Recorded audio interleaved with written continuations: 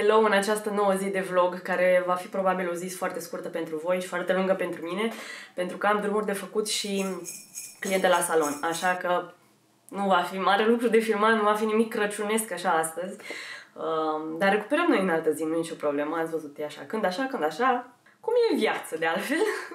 Și mai știți videoclipul acela pe care l-am filmat eu cu mega chin și nervi? Atunci cu anumite ținute, când m-am ondulat și m-am aranjat la păr și la față și toate drăguțe și la n-a ieșit. Dar mă bucur că n-a ieșit ăla, pentru că încă sunt în faza asta de descoperire a aparatului și n-am fost atentă și am pus niște setări aiurea și au ieșit doar practic jumătate din cadre și jumătate nu. Adică, nu că n-au ieșit, ele au ieșit cadrele, dar nu sunt niște cadre care să fiu eu mulțumită din punct de vedere al calității, al imaginii și așa mai departe. Nu e ceva ce aș pune pe internet. Am o grămadă oricum, dacă ați vedea câți giga de filmări am care n-au văzut fața internetului până acum, dar e parte din proces, adică partea asta de filtrare și să alegi ce e bun și ce nu e bun și n-aș putea să pun chestii de care eu personal nu sunt mulțumită pe internet vreodată, pentru că nu simt că nu e corect.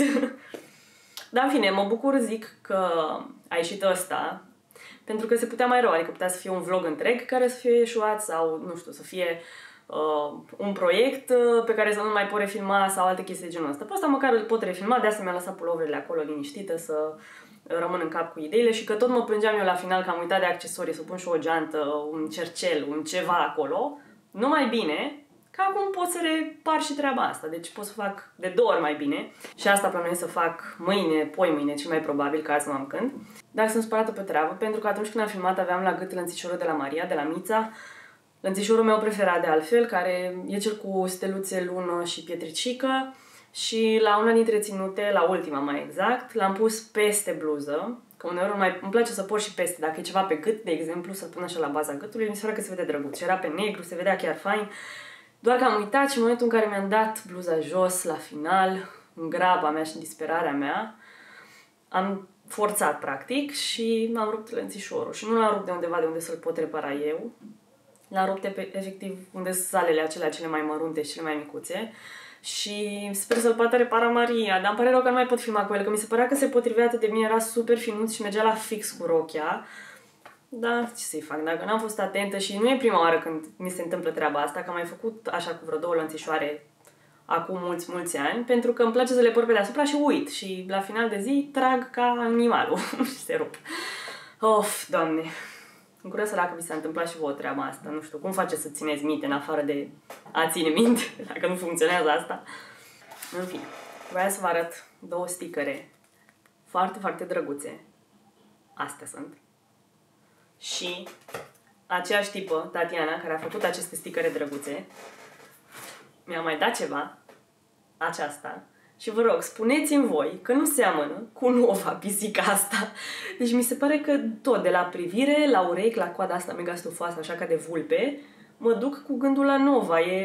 Și este pisică ocultă, așa îi spune. Mi se pare foarte mișto numele. Pe Tatiana o găsiți ca Peștele Violet pe Instagram, o să-i las link în descriere. Este o prietenă și face niște chestii foarte, foarte mișto. N-are un cont foarte mare de Instagram acum, dar eu sper să devină, pentru că mi se pare că e super talentată și e și pe stilul meu, așa, după cum vedeți, cu plântuțe, steluțe, chestiuțe și unicornul ăsta mega colorat. Îmi place mult și mă gândesc serios ca următorul design de tatuaj să fie ceva de la ea. Cred că va arăta bine cu frunzulița asta mea. În orice caz, da, cum spuneam, azi e cu treabă multă. Vreau să mă văd cu Cristina. Nu știu dacă mai țineți minte pe Cristina. Suntem prietene deja, cred că de 6 ani.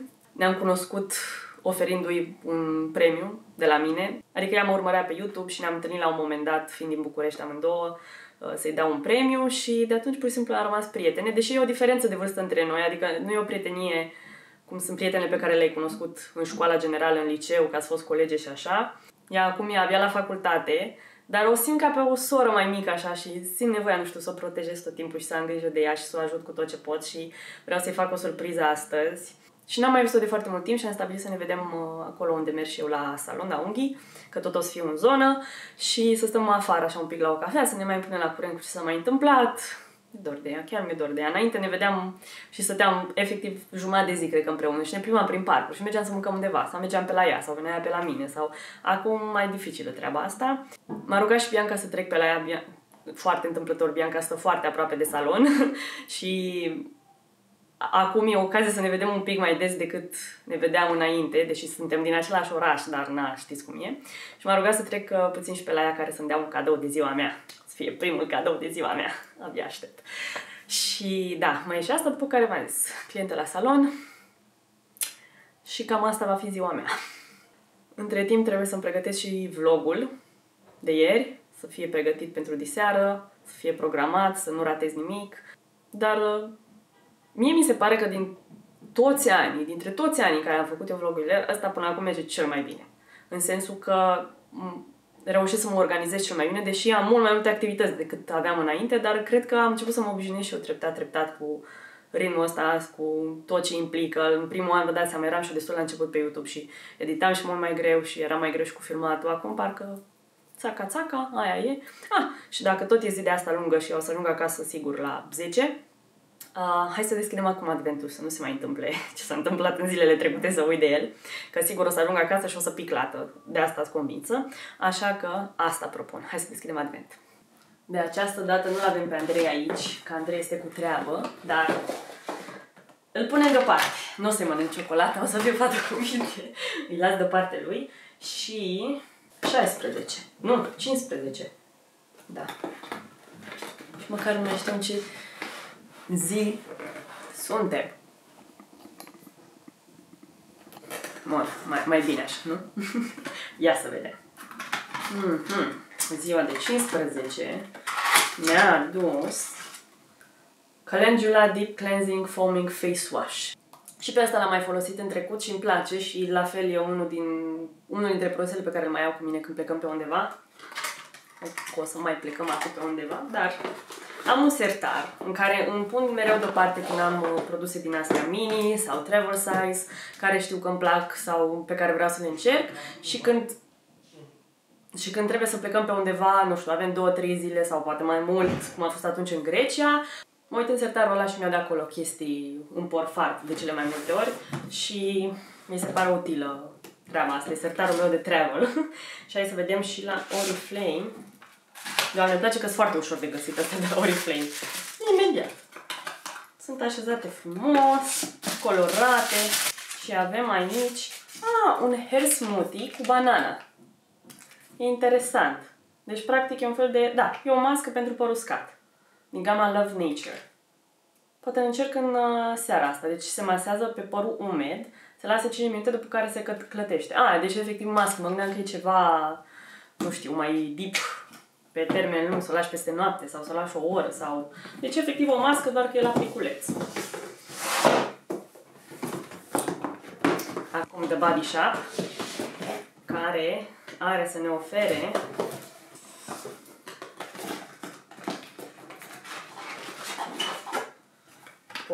încă unul mare. Păi de-aia. Acum este balsamul cu banane. V-am zis că pe astea le-am folosit. Le-am avut și anul trecut în advent. Aș fi vrut cumva să nu se repete totuși produsele. Nu se repetă toate, dar o parte din ele da. Mă gândesc că totuși e ofertă limitată și numărul de produse pe care l-ai ca brand. Și n-ai cum să nu te mai repeți, dar aș fi vrut să nu. Ar fi fost mai drăguț. Hai să vedem și Pick and Dazzle-ul. Un produs mare ăsta. Este o cremă de corp cu miros de mojito. Jesus, chiar miroase a mojito. Adică miroase practic a mentă. Da, cam ăla e mirosul mojito. A mentă și mentă with a twist. Mentă cu lămâie, o chestie genul ăsta. Da, păi arată și pe ea. Mentă cu lime. E simpatic așa ambalajul. Și îmi place că are și culoarea asta minty. Ia să dau un pic pe mână. Bine, se simte mai mult ca o loțiune decât o cremă. Dar chiar miroase bine. Doamne, e super fresh. O văd mai degrabă pe vară așa folosită. Adică pe mine mereu menta mă duce cu gândul la vară. În niciun caz la nu timpul ăsta mai rece. Așa că nu știu dacă pot să o folosesc acum. Psihic, vă dați seama, acolo e piedica. Dar miroase foarte bine. Pare că e și genul de loțiune pe care o poți folosi și când trebuie să pleci undeva, adică a intrat repede în piele. Nici n-am pus mult, dar oricum am masat un pic și gata, nu se mai simte. Ne-a întrerupt telefonul, dar am uitat ce spuneam, mă rog. Acum că am terminat și am scăpat de această grijă pe ziua de azi, mă duc la editat și ne auzim mai târziu. Leila! Fetița! Ce faci, mă? Scumpete! Ce faci, iubita? Ce faci, iubita? Ce faci, mama? Ce faci? Sunt puieți acolo? Ce faci? Mai ai mâncărică? Da. Ia uite! Ia uite, mititei! Da, iubita mea! Bravo! Hai că ți-aduc mai pe seară, ți-aduc conservă încălzită. Ce zici? Bravo!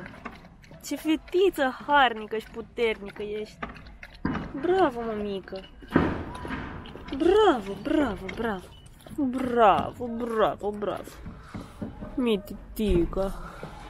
Te cheamă ea, Mici! Fugi la ei acolo! E călduț? Oh, e călduț și bine! Hai, ai grijă la ei! Ai grijă la ei! Uite, se chinuie să nu-i calce, să nu se așeze pe ei! Iubita! Of, Doamne, ce frumoasă ești! Cum ai tu grijă! Oh.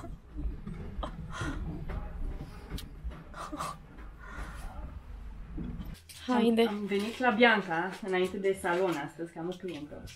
M-am așteptat cu 2 cadouri, sunt drag! Ia uite ce drăguț!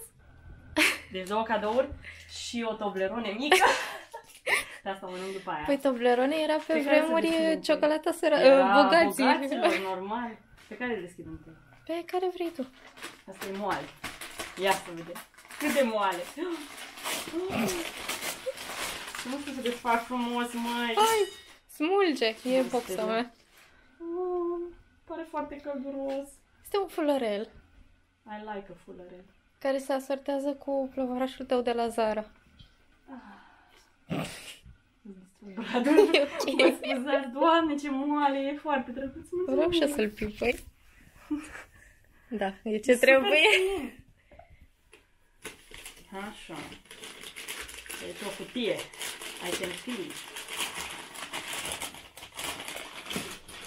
Mă, dar te-ai chinuit să le împachetezi? Da, bineînțeles. O, Doamne! Stai așa că ți-aduc eu o farfecă. Gata. Revenim, bârâbă. Ia, ține un pic asta.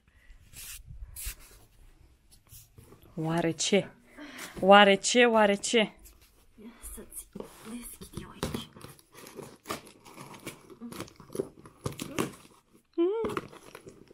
Preiau eu legătura. Aoleu. Dacă n-ai deschis și tu până la capăt, mă, Bianca, mă. Oh, Doamne, ce drăguță e! Doamne! Sunt pretty, trebuie să o arăt îndeaproape pe asta. Pentru Vai, mâine fac cafea în ea. bufnița de dimineață. Da, bufnița de dimineață. Știam că ție îți plăceau bufnițele în copilărie și m-am gândit să te simți ca în copilărie. Mă simt. Ca pe vremea când stăteai pe trivale. Aia, da, copilărie. Mulțumesc. Trebuie să-ți iau și gunoaiele sau ți le las? Nu, poți să mi le lași și ok. Bine, oprim aici?